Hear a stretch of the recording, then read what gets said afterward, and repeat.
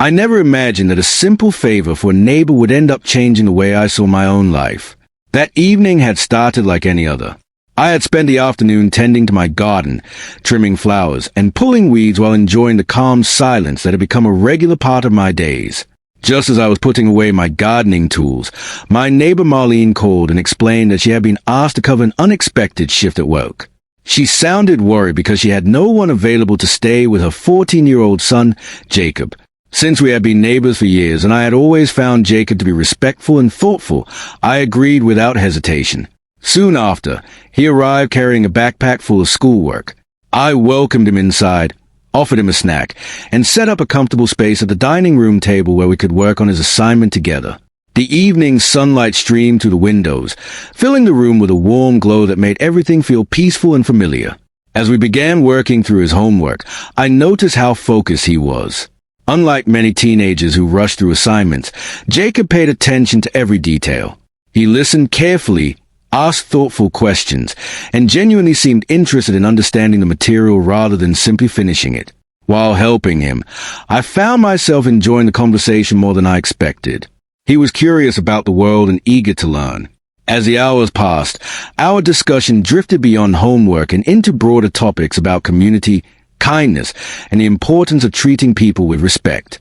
Jacob seemed especially interested whenever we talked about helping others.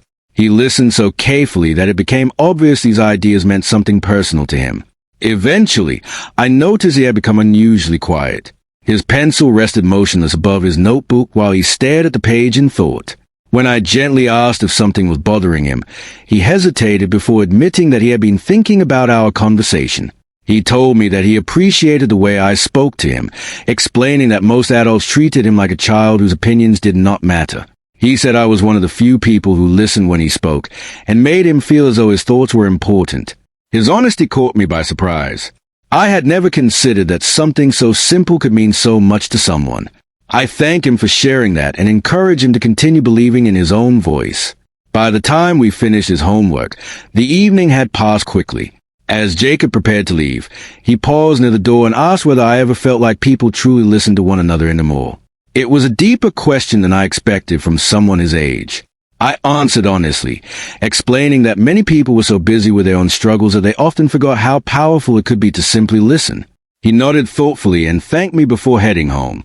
After he left, I found myself reflecting on the conversation long into the evening.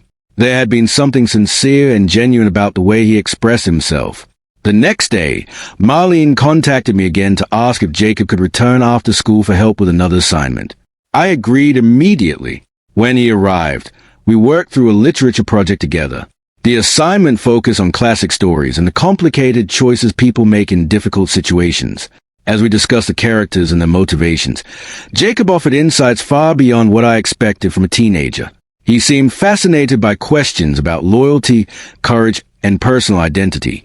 More importantly, he seemed relieved to have someone willing to explore those ideas with him.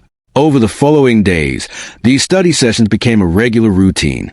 What began as simple homework assistance gradually turned into meaningful conversations about life. Jacob shared stories about feeling misunderstood at school and struggling to fit in with his peers. He admitted that he often felt invisible despite being surrounded by people every day. In return, I found myself sharing experiences from my own past, including dreams I had once pursued but eventually set aside while raising a family and managing adult responsibilities. One afternoon, Jacob asked what I had wanted to become when I was younger. I laughed and told him that I had once dreamed of being a writer. As soon as I said it aloud, I realized how long it had been since I had spoken about that dream. Life had become busy, and somewhere along the way I convinced myself that those ambitions no longer mattered. Jacob listened carefully before telling me that stories always mattered because they helped people understand themselves and one another. His words struck me deeply. No one had reminded me of that in years. As our conversation continued, I began to recognize something important. Jacob was not looking for advice as much as he was looking for understanding. He needed someone willing to acknowledge his thoughts and emotions without dismissing them. In many ways, he reminded me that everyone, regardless of age, wants to feel heard and valued. One afternoon, he brought a handwritten story he had created. The story described a young traveler who felt lost and uncertain until he met someone who simply listened without judgment. Although the characters and setting were fictional, the message was clear. After reading it, I was moved by the maturity and emotion behind his writing.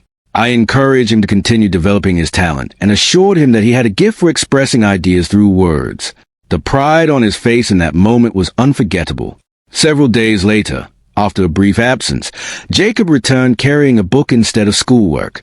We sat outside in the garden beneath a large tree while a gentle breeze moved through the leaves. He handed me the book and explained that he thought I should start writing again. He remembered our conversation about abandoned dreams and wanted to encourage me not to give up on something that once brought me joy. His thoughtfulness touched me more than I could explain. During that conversation, he reflected on everything he had learned over the previous weeks.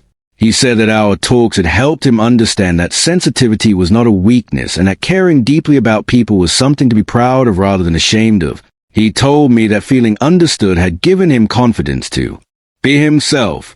Hearing that filled me with a sense of gratitude and pride. I realized that our conversations had helped both of us. While I had offered guidance and encouragement, he had reminded me of forgotten parts of myself. He had helped me reconnect with dreams, passions, and hopes that I had neglected for years. As we sat together, I understood that meaningful connections often appear when we least expect them.